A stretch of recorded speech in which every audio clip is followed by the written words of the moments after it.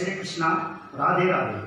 नमस्ते दोस्तों, पिछले वीडियो में हमने आपको राहु केतु का फल जिसमें उसके दुष्प्रभाव कालसर्प योग के बारे में बताया था। कालसर्प योग है वो 12 प्रकार का होता है, जिसमें पिछले वीडियो में हमने आपको 3 प्रकार बता दिए थे।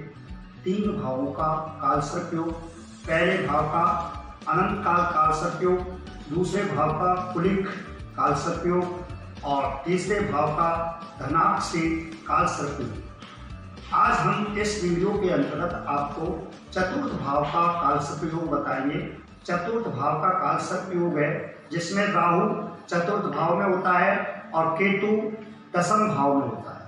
उसे शंखपाद कहते हैं। शंखपाद के नाम से वह कालसर्प योग जाना जाता है जो राजयोग भंग करता है। व्यक्ति बहुत ही मेहनत करता है, पढ़ाई में बहुत अच्छा होता है, लेकिन उसकी नौकरी नहीं लग पाती। इसका मतलब है कि उसको शंखपाद कालसर्प योग है। राजदोष, राज का दोषी होता है, भ्रष्टाचार के रूप में पकड़ में आना या भ्रष्टाचार में लिप्त हो जाना, अनायासी दोष लग जाना, ये कालसर्प योग के भाव होते हैं। उसके बाद में शिक्षा पर संकट होना, संपत्ति का नाश होना आदि दोष होते हैं। पंचम भाव का कालसर्प योग है जिसमें पंचम भाव के अंतर्गत राहु होता है और एकादश भाव के अंतर्गत केतु होता है। यह सुतनाश के नाम से जाना जाता है। सुतनाश कालसर्प जिसको होता है उसके संतान की हानि होती है, संतान का विनाश होता रहता है, गर्भ में शिशु मरते रहते हैं और बांझपन होता है, धन का विनाश होता है, धन की चोरी होती है, कर्ज आदि बढ़ता जाता है।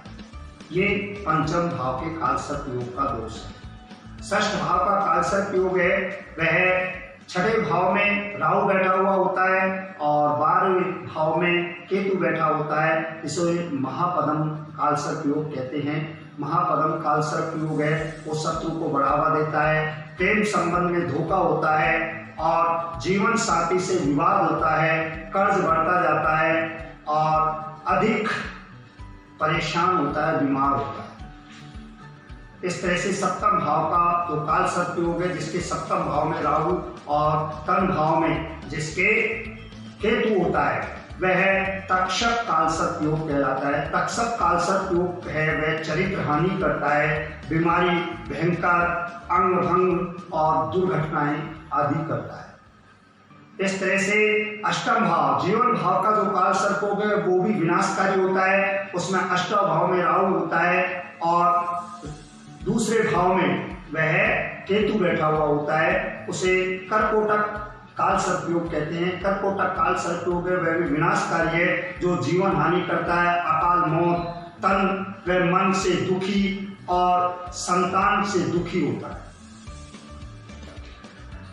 धननाशक कालसर्प योग जिसमें धर्म भाव के अंतर्गत जो कालसर्प योग होता है उसमें 9वें भाव में राहु बैठा हुआ होता है और तीसरे भाव में केतु बैठा हुआ होता है। वह धननाशक धनाक्षी कालसर्प योग कहलाता है। इसमें धर्म भाव है वो भ्रष्ट होता है, धर्म में धोखा होता है, व्यक्ति का मन नहीं लगता, व्यक्ति कुटिल होता है, शराबी आदि व्यक्ति इस ऐसी दुष्कर्म भावनाओं में फंस जाता है।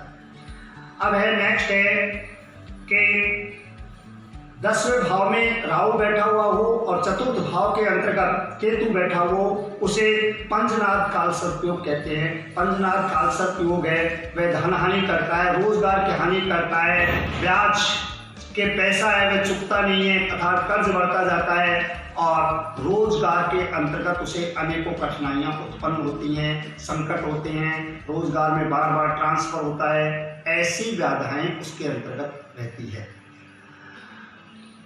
एकादश भाव का कालसर्प योग है जिसमें एकादश भाव में राहु बैठा हुआ होता है, सिंह अर्थात पंचम भाव के अंतर्गत केतु बैठा है, उसे मातक कालसर्प योग कहते हैं। यह चरित्र दोष और मातृ हानियां, धर्म की हानियां व पुत्र की मृत्यु आदि दोष उत्पन्न करता है।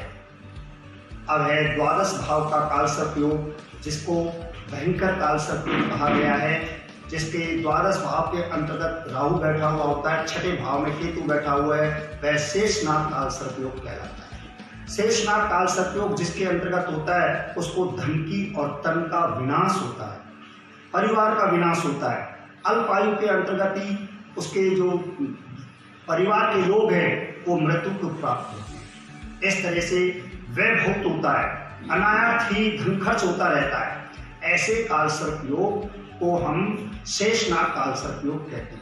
दोस्तों, ये 12 भाव के अंतर्गत काल सर्प योग हमने आपको बताए हैं। अगले वीडियो में हम इसके और भी दोष बताएंगे, वह शुभ फल भी बताएंगे। आप हमारा वीडियो देखते रहें, उसे लाइक करें, सब्सक्राइब करें और शेयर करें। धन्यवाद, नमस्कार, जय श्री कृष्णा, राधे राधे।